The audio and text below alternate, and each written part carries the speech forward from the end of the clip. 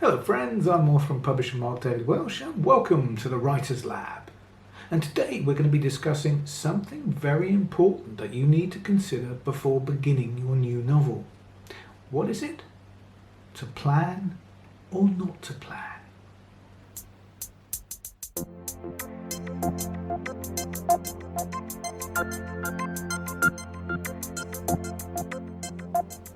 Okay, so today we're going to handle the question of how much planning you should do before starting your new novel. Now this is a very old and fundamental question for writers, and one that you'll probably find your own solution to, because one size most definitely does not fit all. But what I'm going to do in this video is examine the pros and cons of different approaches. Now the first thing to mention is that depending on the nature of the project, you may not get much of a choice about this. For example, if your story is taking place in an already established universe, real or imaginary, there will be rules to it that are set down, and you'll need to follow those. The same is true if you're using pre-existing characters. They need to behave in a way that is consistent with past iterations. And of course, that holds true if you're writing a sequel to one of your own works, or similarly, if you're intending to write a series of novels. A certain level of pre-planning is essential, or you run the risk of restricting what you can do in future episodes, or having to go back and try to fix problems that you've created for yourself. Now, to me, that all seems plain common sense, but it is just my opinion, and apparently not shared by all writers and creatives. Take a look at the Star Wars trilogy, for instance, the Disney Star Wars trilogy, or don't, if you actually appreciate good writing and good movies. Now, it is very simplistic indeed to say that there are only two types of writers in regard to planning their work, but we're going to pretend that there are for the sake of argument and for the sake of illustration. Now, there's the meticulous planner and the one who makes it all up as he goes along. Now again, your story may dictate which approach you need to take. For example, my second novel, Kingdom of Ghosts, was a murder mystery stroke slasher movie set at the end of the world. Now, my aim was to keep my readers constantly wrong-footed about what was going on, about the identity of the killer or killers, who might be the next victim, etc., etc. So to that end, I had to plan every story beat so that the events made sense and would still make sense on rereading. So a higher level of planning beforehand was absolutely essential for that project. I had no choice about it. Now, some writers don't just plan every single detail of their story, of course. They write copious notes about other things. For example, they will sketch out an in-depth biography of each of their characters, create a detailed physical and emotional portrait. And if the story takes place in a fantasy world, for example, they might draw maps, invent a global history and mythology, even go as far as to create new languages. Now, if you make this kind of massive effort, it should ensure that the writing process itself goes very smoothly indeed.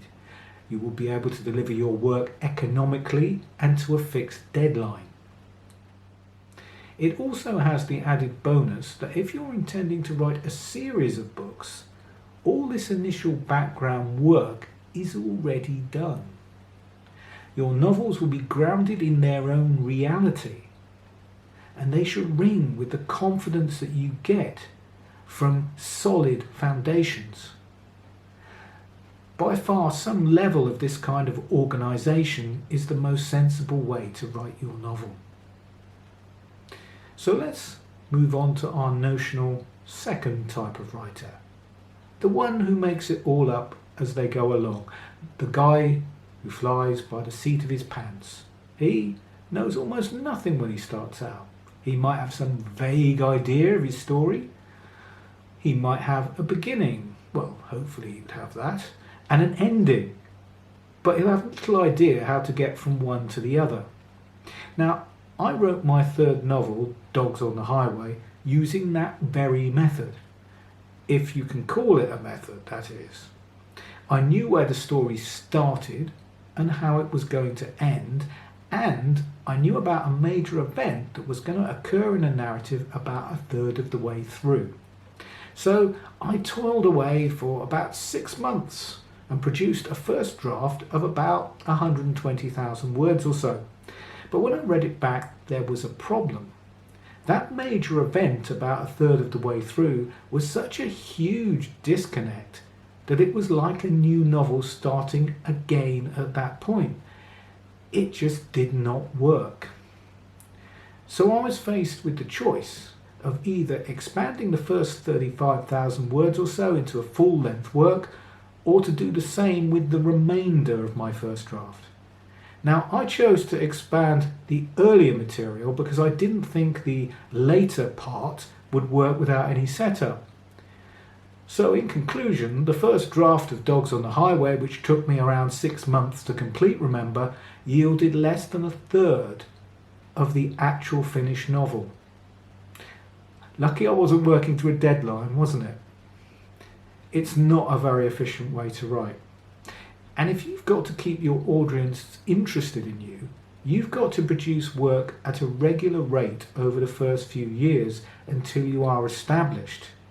Certainly not spend a lot of that time on something, most of which you are going to have to put away in a drawer somewhere. Okay, for a possible future sequel, but it's not going to do you any good now, is it? By the same token, it's fairly inevitable if you write in this way that you'll make lots of diversions and digressions in your story, and they'll end up on the cutting room floor, so to speak. For example, a character that you may have intended to have major importance in the narrative ends up with nothing to do in the second half of the story and no character arc whatsoever. In fact, his continued presence throws everything off balance because you're struggling to keep him involved in the events of the story. Now, of course, one solution to that is simply to kill off the character. I mean, that's always a lot of fun, of course, but I think you take my point. Writing this way is messy, it's inefficient, it wastes time, it's not a clever thing to do. And of course, it's the way I write, given the choice. Why? Simple. To plan, I need to have a definite idea of my story first, and as a rule, I don't. I admit it, I'm not a guy who tends to get fully formed ideas pop into my head for novels. That's not how it works for me. I'm one of those blokes whose best ideas arise out of the writing process. It's that which actually inspires me. So, to explain, here's a recent example of that very thing. Over the long 4-day Easter break in the UK, I decided I'd try and write the first draft of a full-length novel from scratch. I failed. 4 days isn't really long enough for me, but I did manage about a quarter of one, which is still pretty good. And all I'd started with was a broad central idea and a title, Next Stop Atlantis. Now it so happened that at the end of the 4-day writing period, I'd reached a point where I had no idea about where the story was going to go over the rest of the book. I mean, even less idea than I usually have. No idea at all, basically. Now, I liked what I'd done very, very much, but I needed some fresh ideas. Now, bearing in mind what we've been discussing here today, I thought I would stop the writing process and do some serious story planning. Sensible, right? Sure. What's happened since? Yeah, you guessed it. It's a month later, roughly, and I haven't come up with one single solitary idea. Not one. What I need to do, of course, is to pick up where I left off with the writing, and the ideas will come. In this case, I'm absolutely confident they will, because I think what I've accomplished so far with that story is very good and has lots and lots of possibilities. But my God, it's a terribly inefficient and frustrating way to work, because there's a good chance that I will end up wasting so much time and effort on material that will not end up in the story at all. But this method, or lack of method rather, does seem to be what I'm stuck with. Now, one compensation for that is that I find it a lot more fun to work that way. And that is something that shouldn't be underrated, because a full-length novel is a huge investment of time and effort. And if you're not enjoying the process at all, if it's a real grind, then you'll have to be very determined and focused to finish what you start. You might find that too much planning turns the writing itself into just a mechanical process, and it robs you of the joy of spontaneous creation, which is what I love about it and what I'm in it for. Now, of course, I've approached this question from two extremes. The writer who plans everything in advance, and the writer who plans nothing. Now, the most sensible approach, of course, is to meet somewhere in the middle. To know the main story beats and plot points of your novel, to have a good, solid framework and structure before you start, but with enough flexibility within that so you can be creative and incorporate new ideas as you go. Now, that would seem to be the ideal solution to me, but friends, I'm not even very good at doing it like that. So hopefully this video will help you make up your mind about how you might approach your novel. At least it's given you food for thought, I hope. But there's one thing I think it's worth saying here. There are no rules to this. Sure, listen to advice, take guidance, even review how other best-selling authors work.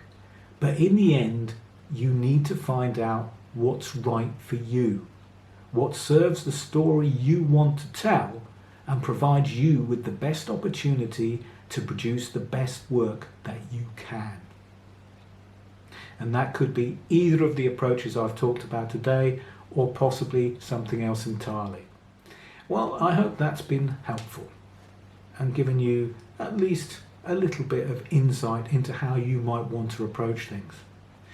If you want to chat, please use the comments below. And of course, there are those pesky little buttons down there that you can hit to like, share and subscribe if you feel so inclined. I'd appreciate it. It all helps out with the visibility of the channel. And my God, it needs some help. So until next time, stay safe, stay well, and don't be a stranger.